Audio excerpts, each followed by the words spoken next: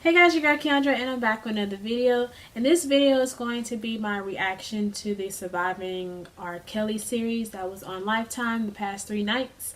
And hopefully no one is offended. These are just my thoughts, my opinions on it. And you can agree or disagree. But definitely, let me know your thoughts about it as well down below. And yeah, so let's get started. So I'm 25 years old, and I grew up knowing of the allegations against against R. Kelly, especially with the whole Aaliyah thing.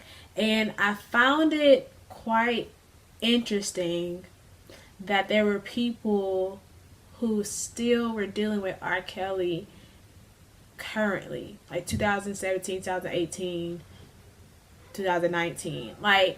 And then, or for people, I remember it was like a girl on the series who said she dealt with him 2011. She said she didn't know. Or that there were people, oh my god, the kids are so loud outside. Or there were like people saying that, oh, well, he got acquitted, so we trusted our daughters with him. Like, stuff like that was mind-boggling to me. And I just felt like they had the Dave Chappelle skits. The P on You song, me and my siblings sung that faithfully. Like, we knew every word from the drip, drip, drip. Like, we knew all the words. I remember the Boondocks episode. And then I remember even like, it was like on a Madea play. Like, people always referenced it. And it was just kind of like, these are people in the industry that probably were around people or knew people who knew it. And the only reason why I don't understand is because, to me, there was no secret that R. Kelly couldn't read or write. So that meant he had help. So that means somebody knew somebody in the industry that could have easily just told people what was going on, and nobody did nothing. There were a lot of people enabling him to continue this behavior. But I don't think he's the only one to blame. And with that being said, do I think R. Kelly needs to go to jail? Absolutely. I think he needs to go to jail, and his whole team needs to go with him. However, I think the whole issue with this whole thing was accountability. I do think the parents were at fault. One couple was talking about how they trusted their daughter with R. Kelly for a mentorship type situation. This was like in 16, 2015, 2016. So 2015, 2016, and you want R. Kelly of all people to mentor your teenage daughter? R. Kelly ain't had a successful prodigy since Aaliyah, and he married her at 15. So why would you trust your teenage daughter to be with him? That's what I didn't understand. And it was just like, and then you brought her to an R. Kelly concert. And I'm like, I'm 25 and I don't want to go to an R. Kelly concert. So what the hell a 16-year-old want to go for? My sister's 16. My sister don't know no recent R. Kelly songs. She probably don't care. The songs that she know is all the remixes that other people can did. Like, I Believe I Can Fly, I Got Shot by the FBI, or the P on You song that Dave Chappelle did. She know them songs. She don't know his actual hits. So I didn't understand. However, I'm not saying that, they were asking for it or asking for their daughters to be abducted and controlled and manipulated and raped. I'm not saying that. I'm just saying, like, what was going through their minds when they took their young ass daughter to these concerts. Let her go on stage. Let her go backstage. Then she went to his hotel, said it was an audition. Who was auditioning for R. Kelly?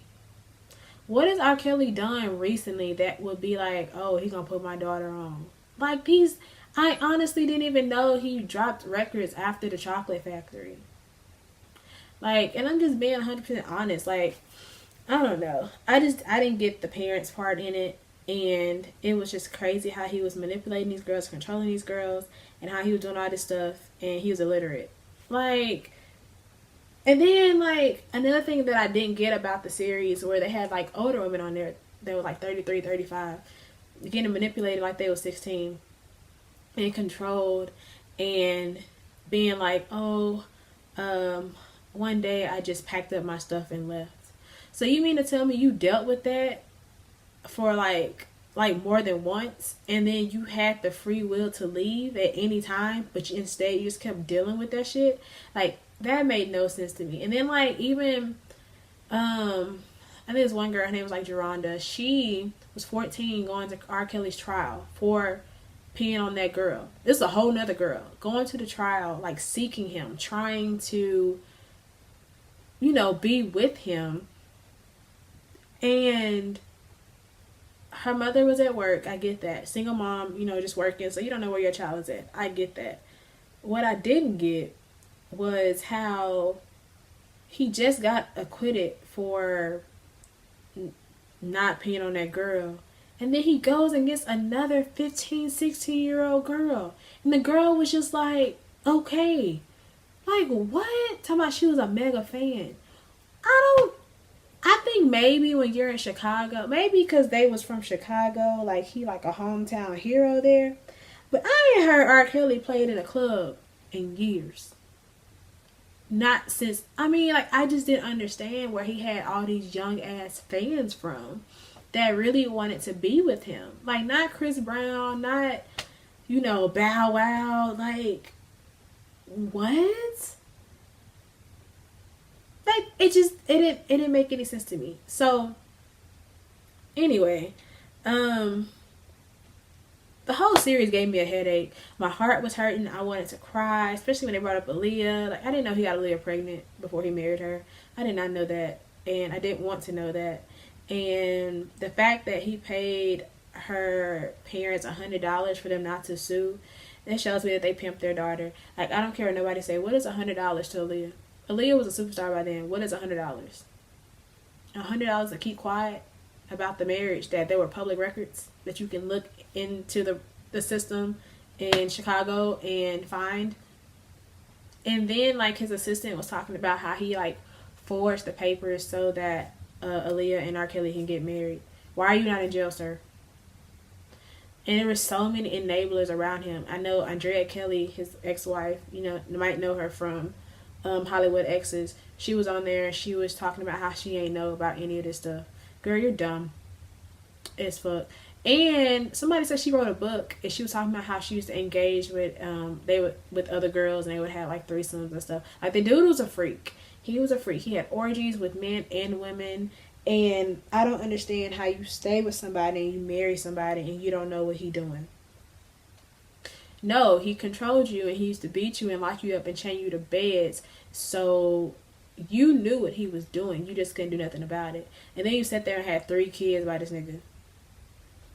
Like, it was just so, like, I believed the majority of it, but then it was just some people who just victim blaming. And then it was just kind of like, or not victim blaming, but they were just playing the victim. And I just feel like, granted, they're all victims and their feelings and stuff do matter. I just feel like I just feel like we should tell the truth and take accountability of their part that they played in it, especially when they were grown.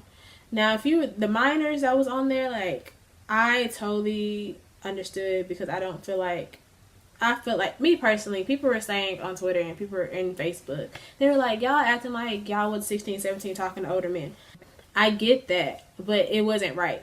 And that's what people aren't understanding. People are like saying just because everybody did it, like just because everybody does something doesn't mean it's right. Just because everybody has premarital sex does not mean it's not a sin and God said not to do it. So I think that's what everyone is kind of like forgetting. They're just like, oh, well, R. Kelly makes great music, so let's just let him go by. Oh, they ain't catch all these white men, let's just let him get away with it. And it's like, no, like, if we catch R. Kelly, do y'all know how many like people are going to start going down after R. Kelly? And I think that's why so many artists aren't speaking out. So many artists want nothing to do with it. They're saying that it's messy. It's because they're going to get exposed too.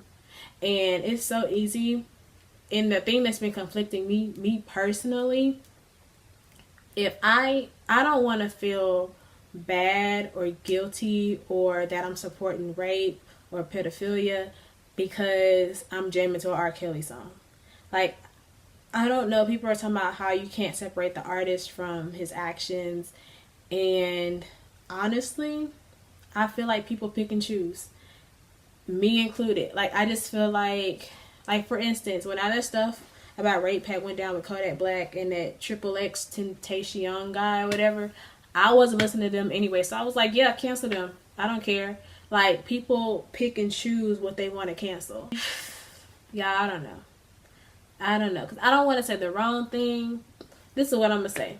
And y'all can take it how y'all want it. I can say that I won't purposely go out and seek to listen to R. Kelly. But if I'm in an event, and y'all know what I'm talking about, it could be a concert, a comedy show, hell, a church function, and they play I Believe I Can Fly, You're Contagious, or Ignition, every black person in there gonna be bouncing.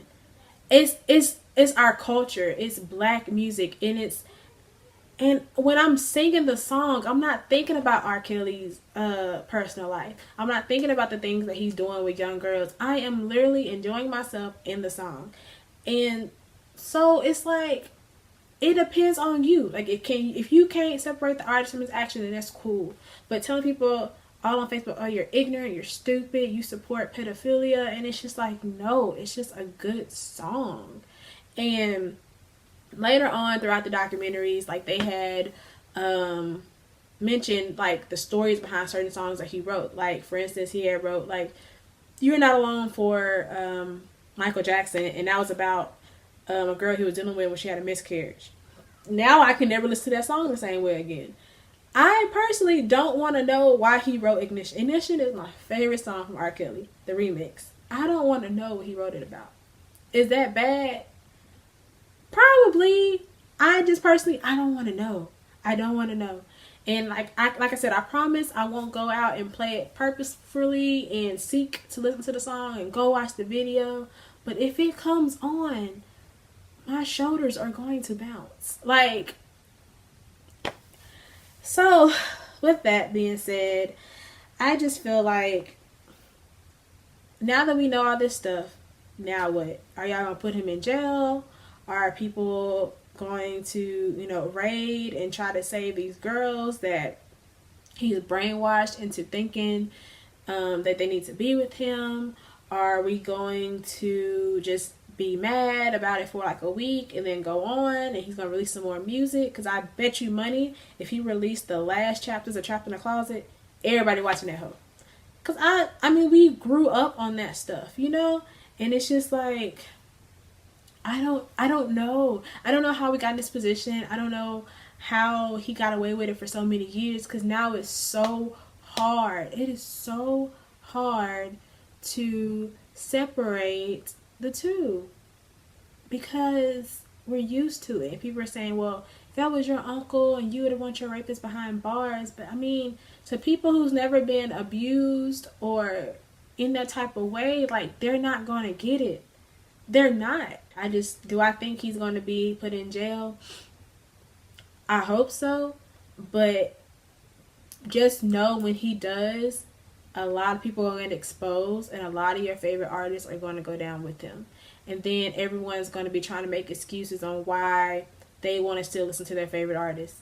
And people are going to be like, nah, y'all canceled R. Kelly.